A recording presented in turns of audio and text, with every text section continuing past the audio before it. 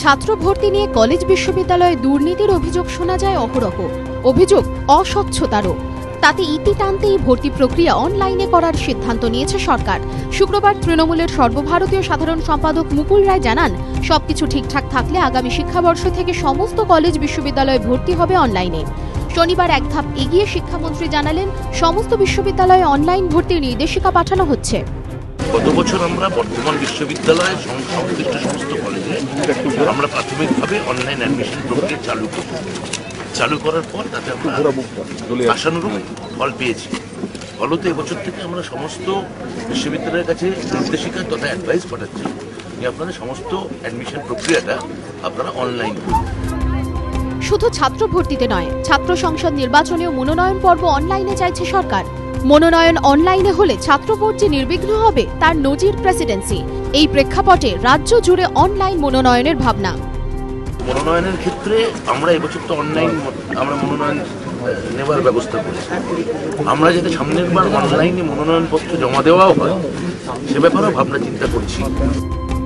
কিন্তু অনলাইনে ভর্তি প্রক্রিয়া কি বাস্তবে পুরোপুরি প্রয়োগ করা সম্ভব? তাতেই মিটবে সব সমস্যা? প্রশ্ন তুলেছেন শিক্ষাবিদরা। প্রত্যন্ত অঞ্চলে এই পদ্ধতির সুযোগ দেওয়া সম্ভব হবে কিনা তা নিয়েও তৈরি হয়েছে আশঙ্কা। যে এটা একটা ভালো পদক্ষেপ। এমন হতেই পারে যে অনলাইনের মধ্যেও চোরাগোপ্তা দুর্নীতির সুযোগ তৈরি হবে। অনলাইনে ধরো বিরোধী পক্ষ জিতে গেল, তখন যে রানীগঞ্জ গার্লস কলেজের মতো হবে না যে জোর করে বিরোধী পক্ষকে ঘাড় ধরে বার করে দিয়ে দখল করা, তার নিশ্চয়তা কি? অনলাইন করাতে কিছু কিছু অ্যাডভান্টেজ আছে।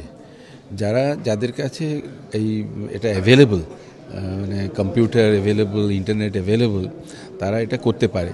কিন্তু হয়তো অনেকেই এর মধ্যে থেকে বঞ্চিত হবে, কেন ওদের কাছে সেই ফ্যাসিলিটিটা নেই। যদি কোনো কারাপশন থাকে সেটা রিডাকশন হতে পারে, ফেভারিটিজম এটা একটু কমে যাবে। তবে বাস্তবায়ন নিয়ে প্রশ্ন থাকলে উদ্যোগকে স্বাগত শিক্ষা মহলের। তাদের বক্তব্য, কলেজ কর্তৃপক্ষ ও ছাত্র সংসদের কাছে ভর্তি প্রক্রিয়া একটা রোজগারের পথ। সেই জায়গায় অনলাইনে ভর্তি প্রক্রিয়ায় যেমন স্বচ্ছতা আসবে, রোধ করা যাবে দুর্নীতিও। আর অনলাইনে ছাত্র ভোটের মনোনয়ন পর্ব হলে যে অশান্তি এড়ানো সম্ভব, এ নিয়ে আর কোনো বিতর্কই নেই। কৃষ্ণেন্দু অধিকারী ও অর্ণব মুখোপাধ্যায়ের রিপোর্ট, এবিপি আনন্দ।